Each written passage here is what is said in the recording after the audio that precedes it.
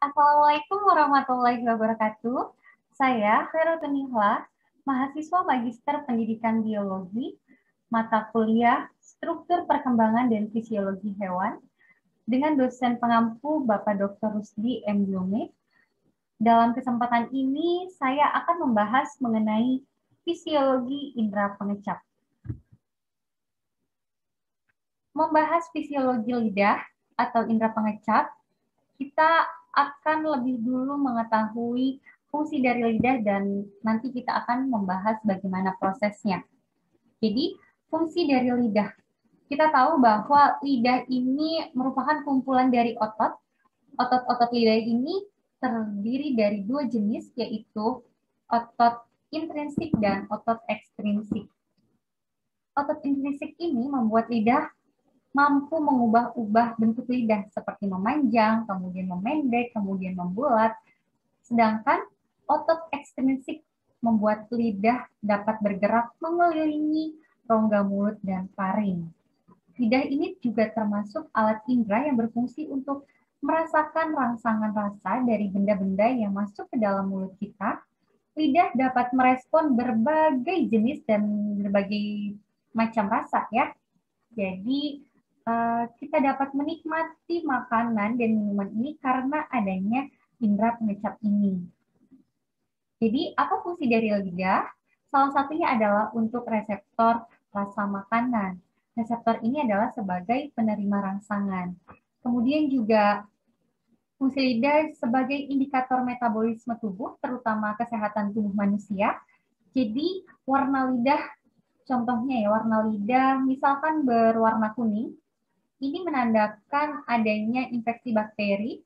Kemudian juga bentuk lidah, contohnya misalnya lidahnya tipis, kemudian berwarna pucat, ini juga bisa menandakan adanya defisiensi darah atau kekurangan darah. Nah, kemudian fungsi dari lidah juga alat untuk membantu menelan makanan, kemudian juga membolak-balikkan makanan, mengecap, merasakan makanan, kemudian juga dia ini membasahi makanan di dalam mulut kelenjar sublingualis yang terletak di bawah lidah.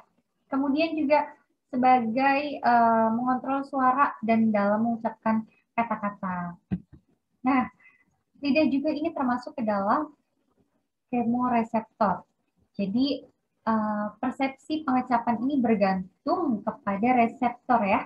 Reseptornya itu yaitu adalah kemoreseptor yang mana dia ini yang mendeteksi zat kimia spesifik yang ada di lingkungan. Jadi yang menghasilkan sinyal saraf pada pengikatan dengan bahan kimia yang ada di lingkungan. Nah, organ indera ini khususnya pengecap terdiri sekitar 10.000 kuncup pengecap yang berukuran 50 sampai 70 mikrometer. Nah, kemudian struktur papila lidah. Di sini strukturnya ini ada banyak ya. Ada papila filiformis, kemudian papila foliata, kemudian juga papila fungiformis dan papila circumvallata ya, circumvallata. Nah, jadi papila ini adalah berfungsi untuk memegang makanan. Maksudnya dia ini juga memiliki kuncup pengecap. Jadi kuncup pengecap ini menentukan apakah suatu makanan ini mempunyai rasa, yaitu apakah dia berasa manis, asin, ataupun sampai umami ya. Kemudian juga makanan yang kita makan ini sebenarnya mengandung zat kimia ya. Jadi pada kemoreseptor ini dikemas dalam kumpulan sel yang disebut dengan taste bud. Jadi yang paling banyaknya ini adalah di lidah. Nah, jadi taste bud ini terdiri dari sel apa saja sih? Jadi terdiri dari sel gustatory reseptor sel, kemudian supporting sel, kemudian basal sel, dan sel yang menyalurkan ke otak, yaitu sensory neuron. Ya. Di sini ada basal sel ya. Nah, kemudian yang paling berpengaruh di dalam lidah ini adalah gustatory reseptor sel. Nah, jadi supporting cell ini berfungsi untuk regenerasi dari gustatory, berbeda dengan reseptor mata ya. Dengan reseptor telinga, reseptor lidah ini diganti pada setiap 10 hari dan regenerasinya bagus. Kemudian dalam struktur tadi kuncup pengecap pada lidah tersusun dari sel pendukung dan sel pengecap yang bentuknya memanjang dan memiliki mikrofili. Nah, ini ya, ini adalah mikrofili. Jadi mikrofili ini terdapat reseptor molekul protein yang menyebabkan otak dapat mengenali 5 primer dasar ya, 5 primer pengecap dasar yaitu rasa asin, manis, asam, pahit, dan umami. Jadi, umami ini adalah sebuah sensasi pengecap yang dihasilkan oleh MSG. MSG ini adalah monatrium glutamat. Kita juga sudah mengetahui ya, apa sih MSG ini. Nah, jadi glutamat lainnya juga berasal dari makanan yang difermentasi. Sel pengecap ini tadi sudah dikatakan bahwa akan beregenerasi setiap 10 hari. Nah, nanti ini digantikan oleh sel yang namanya sel sustentakular yang menjadi sel pengecapnya. Kemudian nanti pada usia di atas 45 tahun akan terjadi degenerasi kuncup pengecapan sehingga akan terjadinya penurunan dari kemampuan mengecapnya. Nah, kemudian tadi makanan kalau misalnya kita makan ya, makanan yang kita makan ini biasanya kan sangat pedas ya. Misalkan kita merasakan makanan yang sangat pedas, kemudian kita juga pernah merasakan dong bahwasanya ketika kita makanan-makanan yang pedas, lidah kita itu berasa kebas, berasa kayak tidak terasa ya.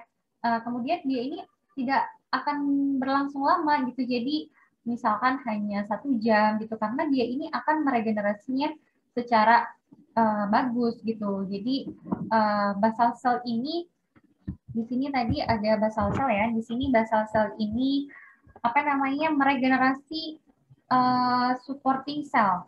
Kemudian supporting cell ini dia akan meregenerasi si gustatory cell.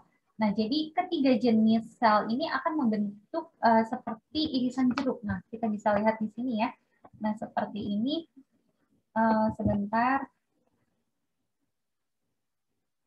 Nah, ini jadi seperti irisan jeruk. Pada bagian atasnya ini terdapat pori-pori tempat masuknya substrat makanan. Nah, pori-porinya ini yang apa namanya? Sebagai tempat masuknya substrat makanan ini disebut dengan tespor. Nah, ini sebagai tespor. Jadi di atas tespor ini ada gustatory mikrofili, rambut kecil. Nah, ya rambut kecilnya ya. Kemudian sel reseptor ini jadi berbentuk gelendong ya, dikemas dengan sel-sel pendukung dalam susunan seperti irisan jeruk. Nah, seperti irisan jeruk, kemudian sel reseptor rasanya ini adalah sel epitel yang dimodifikasi dengan banyak lipatan permukaan atau mikrofili, kemudian yang menonjol sedikit melalui tespor. Nah, jadi jika substrat makanan yang kita makan ini akan masuk ke dalam tespor, kemudian substrat makanan yang masuk ke dalam tespor ini disebut dengan kasten. Nah, jadi ada 5 rasa primer, yaitu ada rasa asin, kemudian ada rasa manis, kemudian ada rasa asam, rasa pahit, dan rasa umami. Rasa pahit letaknya di ujung ya, di belakang di sini ya. Kemudian di sini rasa umami di tengah-tengah, di sini di depan ini adalah rasa asin. Ya. Nah, jadi apapun yang kita makan ini terdiri dari 5 rasa primer. Namun biasanya rasa ini bisa berbeda-beda tergantung dikarenakan adanya kadarnya pun berbeda. Jadi bagaimana rasa-rasa itu bisa diterjemahkan ke otak sehingga kita ini memiliki sensasi rasa tertentu. Nah, jadi secara umum ya rasa yang masuk ke dalam sel ini akan berada pada villi. Jadi kasten yang masuk ke dalam villi ini akan mengalami proses tertentu yang mana akhirnya akan mengakibatkan si sel gustatory reseptor ini mengalami depolarisasi. Adanya depolarisasi ini akan membuat si kanal kalsium yang ada di permukaan membran sel ini menjadi terbuka dan membuat kalsium ini berdifusi ke dalam sel. Karena tingginya kadar kalsium di dalam sel, maka ia akan memecahkan kantung-kantung neurotransmitter yang ada di ujung sel. Jenis neurotransmitter yang ada di gustatory ini yaitu adalah ATP dan serotonin. Ini tergantung dari rasa mana yang merangsang. ATP ataupun serotonin ini akan menempel kepada reseptor pada ujung akson, akan merangsang depolarisasi akson. Kemudian si akson ini akan membawa ke sistem saraf pusat, kemudian menuju otak, dan baru kita bisa mempersepsikan bagaimana rasanya. Nah, jadi rasa asin ini khususnya dipicu oleh garam, yaitu NaCl ya. Jadi adanya natrium masuk akan membuat sel gustatory reseptor ini akan menjadi lebih positif. Kita ketahui bahwa ion Na yaitu Na plus ya, ion dari Na yaitu Na plus ini akan membuat bagian dalam sel ini menjadi lebih positif sehingga akan terjadi depolarisasi. Kemudian untuk yang rasa asam pun sama, dia dipicu oleh kandungan H+ di dalam suatu zat asam. H+ ini akan menghambat kanal NAK yang ada di sel gustatory tadi. Nah, jadi sebenarnya setiap sel ini pasti ada kanalnya. Jadi ada kanal NAK untuk menyeimbangkan kandungan ion sel. Ketika ada H+ yang masuk, maka si kanal NAK ini akan dihambat. Kemudian akan ditutup. Apa efeknya? Yang terjadi adalah H+ ini tidak bisa keluar dan Na+ ini tidak bisa masuk sehingga pada bagian dalam sel gustatory ini akan lebih positif ketika suatu sel bagian dalam ini memiliki potensial positif. Jadi dia ini akan mengalami depolarisasi. Nah, kemudian selain kedua rasa tadi, manis, pahit, umami ini juga dia mengalami mekanismenya melalui protein G. Jadi ketika molekul sitasten menempel pada gustatory, ia akan mengaktifkan protein G. Jadi umami ini rasa protein yang dirangsang oleh glutamat. Jadi pada makanan yang memiliki tinggi protein, ia akan memiliki rasa umami. Ya, jadi glutamatnya ini yang akan menempel pada gustatory sel ini. Ya, jadi contoh lain tadi adalah MSG. MSG kan kita bisa tahu ya tadi sudah dijelaskan juga. Jadi umami ini berasal dari bahasa Jepang, yaitu artinya rasa yang lezat. Nah, kemudian pahit. Kalau pahit ini kenapa rasanya tidak enak? Karena memang pahit ini kebanyakan berasal dari zat-zat alkaloid, yaitu ada pada kandungan banyak tanaman. Contohnya itu kafein, nikotin, kemudian morfin, itu rasanya pahit. Nah, kita bisa analogikan kucing bisa menyukai semua makanan ya. Tidak semua maksudnya. Kemudian kita kenapa tidak bisa doyan makanan kucing? Karena persepsi di otak kita ini berbeda. Jadi semua rasa makanan itu sebenarnya netral, tergantung organisme siapa yang makan. Karena makanan yang mengandung alkaloid, jadi kita bisa tahu bahwa ini tuh rasanya pahit gitu.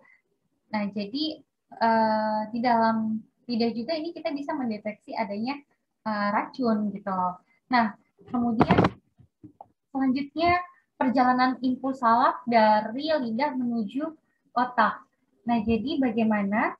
Yang pertama ini makanan ini kan tadi dikunyah bersama air liur, memasuki kuncup pengecap melalui pori-pori bagian atas. Nah, tiap kuncup pengecap ini tersusun dari sel-sel yang memiliki rambut berukuran mikro yang sensitif, tadi yaitu adalah mikrofili. Kemudian larutan kimia makanan saat berkontak dengan mikrofili, dia ini akan merangsang si sel-sel, kemudian timbullah impuls yang akan menjalar ke saraf sel nomor 7. Nah, ke saraf sel nomor 7 dan saraf nomor 9. Yaitu nih saraf 9 otak ya. Jadi impuls ini diteruskan ke talamus. Impuls ini diteruskan ke talamus, kemudian berakhir di daerah pengecap primer, yaitu di lobus parietalis, untuk kemudian diinterpretasikan. Otak ini akan menerjemahkan sinyal yang diberikan tersebut. Kemudian dia bisa menentukan rasa dari makanan yang kita makan. Nah, jadi mengecap makanan yang masuk ke dalam mulut kita itu nanti akan kita bisa interpretasikan oleh otak kita. Nah, kemudian ada beberapa faktor yang mempengaruhi selera makanan. Salah satunya itu adalah temperatur, kemudian juga tergantung oleh rasa, kemudian tergantung oleh individual variation. Jadi tergantung usia ya. Jadi semakin berusia lanjut, mungkin semakin berkurang juga rasa penurunan indera pengecapannya. Nah, kemudian juga bisa dikarenakan adanya ambang batas rasa menurun. Ya, jadi seiring dengan peningkatan area penerapan stimulusnya juga. Nah, kemudian di sini ada mekanisme pengecapan pada bowfly, jadi pada lalat busur. Nah, jadi kita ketahui bahwasanya reseptor pengecapan pada serangga ini terletak pada rambut sensoris di kaki dan mulut yang disebut dengan sensilla. Hewan menggunakan indera pengecapannya ini untuk menyeleksi makanan. Rambut pengecap ini mengandung sel kemoreseptor, kemudian juga masing-masing secara khusus ini responsif terhadap suatu golongan stimulus kimiawi tertentu ya. Jadi seperti gula ataupun garam. Kemudian dengan mengintegrasikan sensasi impuls saraf dari sel-sel reseptor yang berbeda, otak serangga ini ternyata dapat membedakan jumlah pengecapan yang sangat banyak. Jadi di sini masing-masing sensila rambut gustatoris pada kaki dan mulutnya ini mengandung 4 sel kemoreseptor yang dengan dendrit yang memanjang sampai ke pori pada ujung rambut sensoris. Nah, kemudian reseptor pengecapan pada serangga ini, data sensoris yang ditransmisikan oleh neuron sensoris dari kuncup pengecapan ke otak mamalia menggambarkan stimulasi berbagai kelas reseptor yang berbeda. Meskipun masing-masing sel reseptor lebih responsif terhadap suatu jenis zat tertentu, sel reseptor ini sesungguhnya dapat dirangsang oleh suatu kisaran zat kimia yang luas. Jadi dari tiap cita rasa makanan atau tegukan minuman, otak ini bisa mengintegrasikan input yang berbeda dari kuncup pengecapannya dan mempersepsikan cita rasa yang kompleks. Nah, kemudian ada gangguan pada pengecapan, yaitu ada agesia, ada hipogesia, dan disgesia. Jadi agesia ini merupakan kehilangan kemampuan indera pengecapnya ya, kehilangan kemampuan untuk mengecap. Kemudian hipogesia ini penurunan kemampuan untuk mengecap, dan disgesia ini adanya persepsi rasa pada mulut di mana dia ini tidak terdapat molekul yang merangsang sel pengecapnya. Jadi mereka ini atau gangguan di sini ini tentunya disebabkan oleh beberapa hal ya, yaitu bisa terjadi pada gangguan pada mulut seperti adanya infeksi mulut ataupun ada inflamasi, kemudian kurangnya kebersihan mulut yang terjaga gitu. Kemudian juga bisa tergantung pada lesi pada mukosa, kuncup pengecapnya, kemudian saraf pengecapnya. Kemudian juga tergantung pada saraf kranialis yang memang menghantarkan impuls pengecapnya itu. Jadi gangguan pada pengecapan ini juga bisa dikarenakan oleh beberapa faktor ya. Jadi bisa juga tergantung oleh kerusakan pada sistem saraf pusat. Jadi pada lesi talamus ini. Nah, kemudian kesimpulan yang dapat kita bahas yaitu tadi kita sudah tahu bahwa adanya 5 rasa ya, 5 rasa primer yaitu rasa asin, manis, asam, kemudian pahit dan umami. Jadi saat kita makan berarti enzim dalam air liur kita ini memecah menjadi bahan kimia. Ketika bahan kimia ini bersentuhan dengan indera perasa, jadi yang terletak di sebagian besar di papila bergelombang di lidah kita, dia ini akan memicu reaksi yang berbeda, bergantung pada reaksinya. Sinyal dikirim melalui serabut saraf dari lidah kemudian ke otak yang membedakan rasanya. Nah, jadi untuk pembahasan kali ini cukup sampai di sini saja. Jika kalian memiliki pertanyaan, boleh langsung saja ditulis pertanyaannya. Kemudian nanti insya Allah kita bisa bahas kembali. Dan kurang lebihnya mohon maaf. Wassalamualaikum warahmatullahi wabarakatuh. Tetap jaga kesehatan.